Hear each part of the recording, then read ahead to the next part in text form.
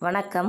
இன்னைக்கு வாமனாவில் டாஸ்மாக் ஊழலில் கைதாக போகும் தமிழக அரசின் முதன்மை செயலாளர் ஐஏஎஸ் உதயச்சந்திரன் அவர்கள் அப்படின்ற தலைப்பில் தான் இந்த காணொளியில் நாம் பார்க்க போகிறோம். டாஸ்மாக் முறைகேடு 1000 கோடி ரூபாய் அப்படின்றது உங்கள் எல்லாருக்குமே தெரியும். அதில் மற்ற மாநில முதலமைச்சர்கள் கைதானது போல் நம்முடைய தமிழக முதலமைச்சர் ஸ்டாலினும் கைதாக வாய்ப்புண்டு அப்படின்னு பேசப்படுது. இதில் எம்எஸ் ரமேஷ் அப்புறம் இன்னொரு நீதிபதி, இந்த 2 நீதிபதிகளும் இந்த விசாரணையில் இருந்து மார்ச் 25ஆம் தேதி விலகி கொண்டார்கள். அதற்கு பிறகு எஸ்எம் சுப்பிரமணியம், மாண்புமிகு நீதிபதி திரு எஸ்எம் சுப்பிரமணியம், எனக்கு மிக மிக பிடித்த நீதிபதி. இவர் அடிப்படையில் இவர் பிராமண சமுதாயத்தை சேர்ந்தவர், ரொம்ப நேர்மையானவர். அதற்கு பிறகு கே ராஜசேகர் நினைக்கிறேன். இந்த கே ராஜசேகர் செந்தில் பாலாஜியோட உறவினர் அப்படின்றதுனால வழக்கை வேறு அமர்வுக்கு மாற்ற சொல்லி மனு தாக்கல் செய்யப்பட்டிருக்கிறது. அதே போல் தமிழக அரசின் மூலமாக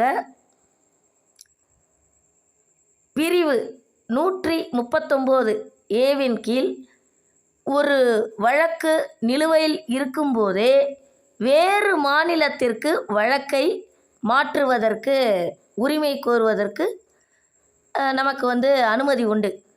அந்த பிரிவு 139A கீழ் தமிழக அரசு வேறு மாநிலத்துக்கு விசாரணையை மாற்ற சொல்லி மனு தாக்கல் செஞ்சுருக்குது.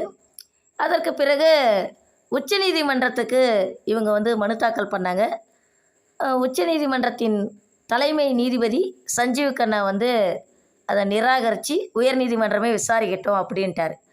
உயர்நீதிமன்றமே மீண்டும் விசாரிக்கட்டும் அப்படின்னு சொல்லிட்டு உச்சநீதிமன்ற நீதிபதி திரு சஞ்சீவ் கண்ணா அவர்கள் சொன்னதும் என்ன ஆயிடுச்சு அப்படின்னு சொல்லி பார்த்தீங்கன்னா, மறுநாளில் இருந்து டாஸ்மாக் சம்பந்தமான எஃப்ஐஆர்கள் எல்லாமே வேகமாக க்ளோஸ் செய்யப்படுகிறது. ஒரு நாளைக்கு 10 எஃப்ஐஆர் அது மாதிரி க்ளோஸ் செய்கிறாங்க அப்படின்ற தகவல் நமக்கு கிடச்சிருக்குது. இது உண்மையிலேயே எனக்கு பெரிய ஆச்சரியமான தகவல்லாம் எனக்கு கிடையாது. ஏன்னா நானே தனிப்பட்ட முறையில் சாதாரண ராஜபாளையம் போலீஸ் ஸ்டேஷனில், தமிழ்நாட்டில் விருதுநகர் மாவட்டம் ராஜபாளையம் போலீஸ் ஸ்டேஷனில் தெற்கு காவல் நிலையம், குறிப்பாக தெற்கு காவல் நிலையத்தில் உப்பு சப்பு இல்லாத விஷயத்துக்கெல்லாம் எஃப்ஐஆரை போட்டுட்டு, அதுவும் அது சாதாரண ஒரு பெட்டி கேஸாக இருக்கும். அது பெட்டி கேஸ்க்கு ஒரு எஃப்ஐஆர் ஒன்று போட்டுட்டு அந்த எஃப்ஐஆரை அன்றைக்கி ராத்திரியே க்ளோஸ் பண்ணுறதெல்லாம் ராஜபாளையம் தெற்கு காவல் நிலையத்தில் நடக்குது அப்படின்னு நான் அதை கண்டுபிடிச்சி அதை விசாரணையில் எனக்கு சம்மன் வந்தது. இந்த ஏப்ரல் 24 அன்னைக்கு சம்மன் வந்தது. அதை விசாரணையில் உயர் அதிகாரிகள்கிட்டயே நான் ப்ரூஃப் பண்ணிட்டேன். எனக்கு தெரிஞ்சு ராஜபாளையம் சவுத் ஸ்டேஷனில் நடக்கிறத நான் ப்ரூஃப் பண்ணேன், கண்டுபிடிச்சி. தமிழ்நாடு முழுவதும் எல்லா காவல் நிலையத்துலையுமே இந்த மாதிரி எஃப்ஐஆரை போட்டுட்டு, மற்றவங்கள மிரட்டுறதுக்காக எஃப்ஐஆரை போட்டுட்டு, அதுவும் குறிப்பாக பணக்காரங்களை குறி வச்சு எஃப்ஐஆரை போட்டுட்டு, அதுக்கு பிறகு சாயந்தரம் ஒரு 6 மணி போல் போலீஸ் ஸ்டேஷனில் பார்த்தீங்கன்னா இன்ஸ்பெக்டருங்களாம் அந்த கதவு ஜன்னல் இதெல்லாம் அடைச்சிருவாங்க. அடைச்சிட்டு உள்ளே உட்காந்து பேரம் பேசுவாங்க. Above the table, under the table, close the door. எப்படி?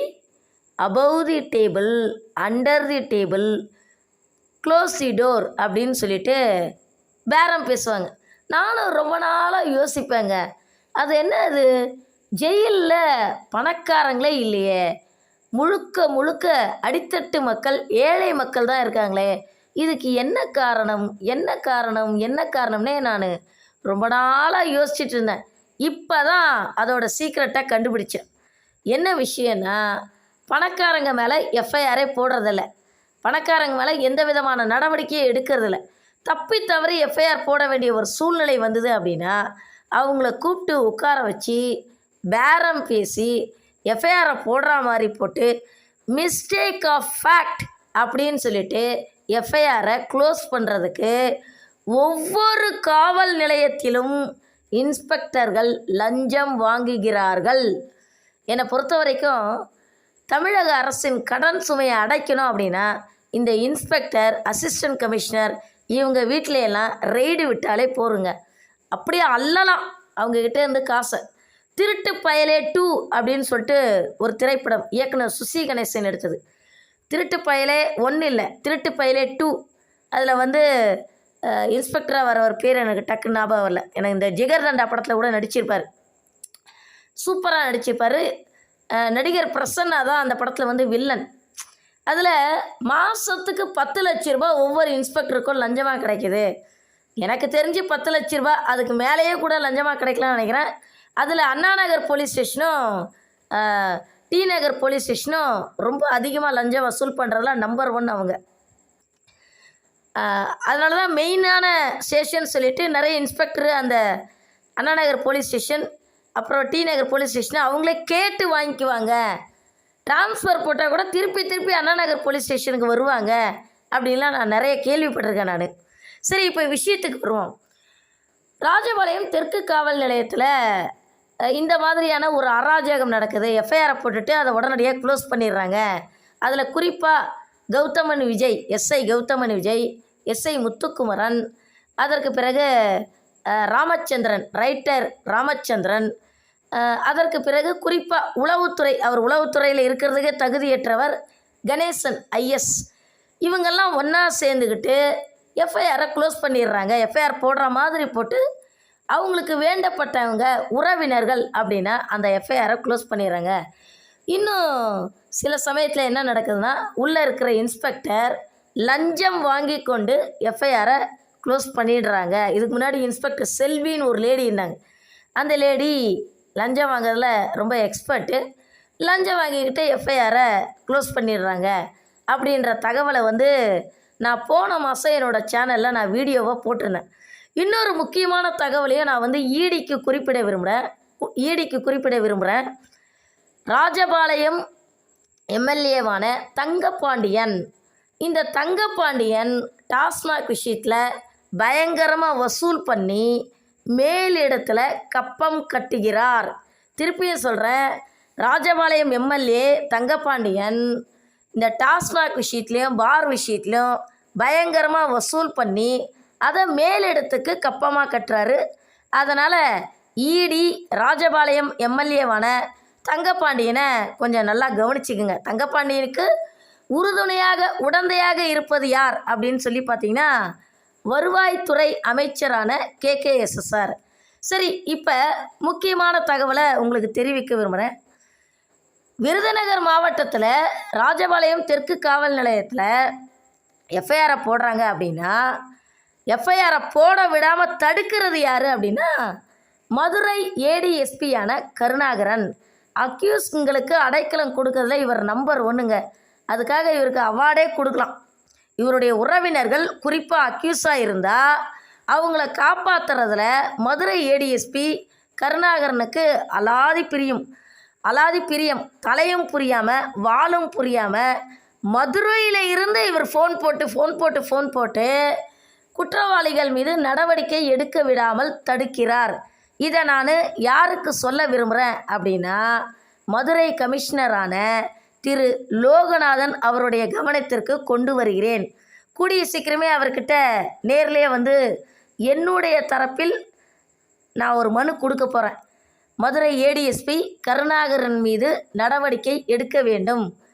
மதுரையிலேயே 1008 பிரச்சனை இருக்கும்போது அங்கே இருக்கக்கூடிய விஷயங்களை சரி பண்ணாமல் இவர் மதுரையில் இருந்து விருதுநகருக்கு கால் பண்ணி April 24 Virudhunagar ADSP head quarters Vijayakumar அவருடைய அலுவலகத்திற்கு மதுரை ஏடிஎஸ்பி கருணாகரன் ஃபோன் பண்ணி அக்யூஸுங்க மேலே வந்து எந்த விதமான நடவடிக்கையும் எடுக்கக்கூடாது, புகார்தாரரான என்னை வந்து வீட்டுக்கு அனுப்ப சொல்கிறாரு.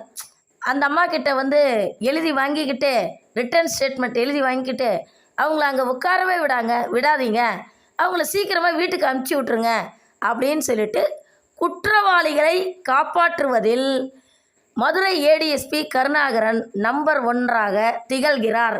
இதை நான் யாருடைய கவனத்துக்கு கொண்டு வர்றேன் அப்படின்னா, மதுரை கமிஷனர் திரு லோகநாதன் அவருடைய கவனத்திற்கு கொண்டு வருகிறேன்.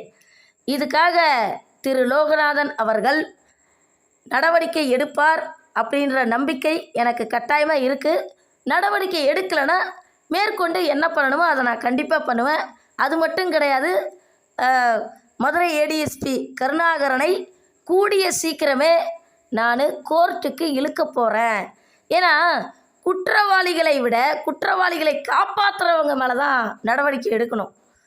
குற்றவாளிகளை காப்பாற்றுறவங்களையும் கோர்ட்டில் கொண்டு வந்து நிறுத்திட்டோன்னு வச்சுக்கோங்களேன், அதுக்கு பிறகு குற்றவாளிகள்லாம் திருந்திடுவாங்க.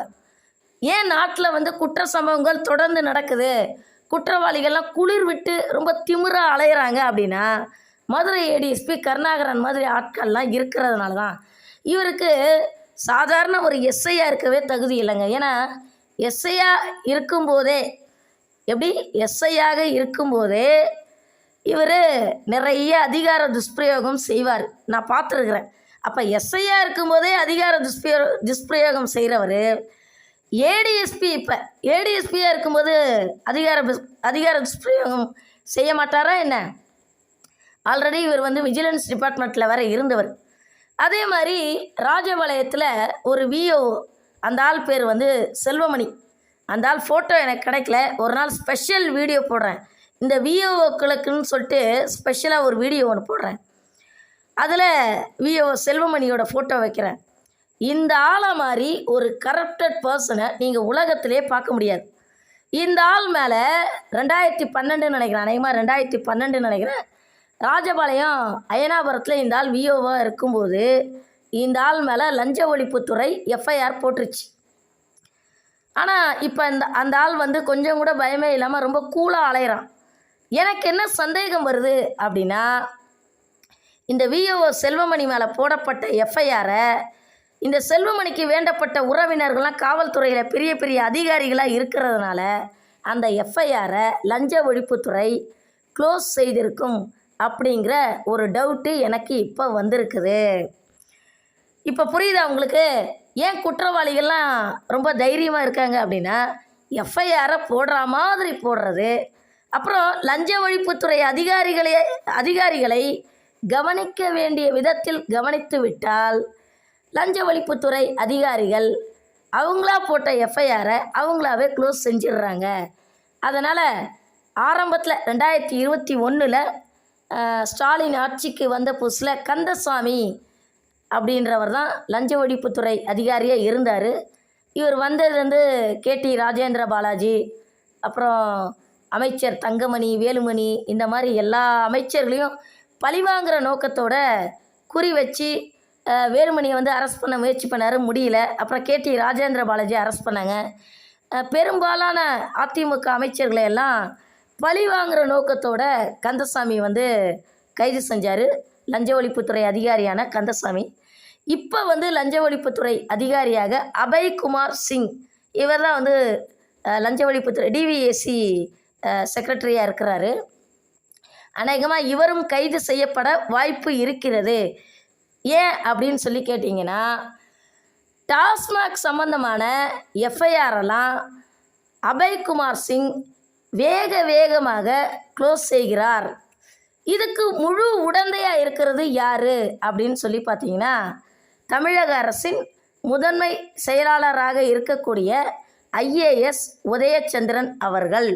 இந்த உதயச்சந்திரன் தான் மகளிர் உரிமை தொகையான 1000 ரூபாய் திட்டத்துக்கு வந்து ஐடியா கொடுத்ததே இவர் தான். திருப்பி சொல்கிறேன், இந்த உதயச்சந்திரன் ஐஏஎஸ் மகளிர் உரிமை திட்டம் மாதம் 1000 ரூபாய் கிடைக்குது இல்லையா, அந்த 1000 ரூபாய் திட்டத்துக்கு வந்து ஐடியா கொடுத்ததே உதயச்சந்திரன் தான்.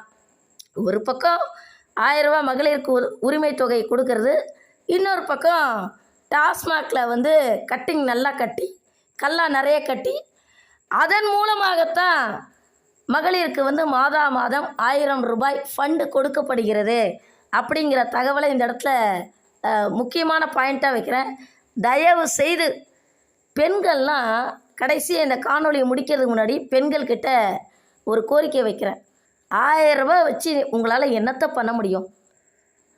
ரூபான்றது ஒரு 2 நாளைக்கு கூட செலவுக்கு வராது. பல பெண்களுடைய வாழ்க்கையை கெடுத்து பல பெண்களுடைய கழுத்தில் இருக்கக்கூடிய தாலி கயிறை இது பண்ணி, எனக்கு அந்த வார்த்தையை சொல்கிறதுக்கு பிடிக்கல. பல பெண்கள் தங்களுடைய கழுத்தில் இருக்கக்கூடிய தாலி கயிறை இழக்கிறதுக்கு டாஸ்மாக் கடை தான் காரணமாக இருக்குது. பல ஆண்களை குடிக்க வைத்து அதன் மூலமாக கிடைக்கக்கூடிய வருமானத்தில் தான் பெண்களுக்கு மகளிர் உரிமை தொகையாக மாதா மாதம் 1000 ரூபாய் கிடைக்கிறது. அதனால் பெண்கள்லாம் மாதா மாதம் இந்த 1000 ரூபாய் உதவித்தொகையை வாங்கும்போது பல பெண்களோட வாழ்க்கையை அழித்து பல ஆண்களை குடிக்க வச்சு பல குடும்பத்தை சீரழித்து அதன் மூலமாக கிடைக்கக்கூடிய பணம்தான் நாம் வாங்குகின்ற இந்த 1000 ரூபாய் உரிமை தொகை அப்படிங்கிறத தயவு செய்து குற்ற உணர்ச்சியோட கொஞ்சம் நினச்சி பாருங்க அப்படின்னு சொல்லிட்டு, விரைவில் ஐஏஎஸ் உதயச்சந்திரன் கைது செய்யப்பட வாய்ப்பு இருக்கிறது. விரைவில் அபய்குமார் சிங் கைது செய்யப்பட வாய்ப்பு இருக்கிறது. விரைவில் மதுரை ஏடிஎஸ்பி கருணாகரன் நீதிமன்றத்தில் நிறுத்தப்படுவார். விரைவில் இவர் மீது மதுரை கமிஷனர் லோகநாதனிடம் மனு கொடுக்கப்படும், நடவடிக்கை எடுக்க சொல்லி மனு கொடுக்கப்படும் அப்படின்னு சொல்லிட்டு இந்த காணொலியை முடிச்சுக்கிறேன். நன்றி, வணக்கம்.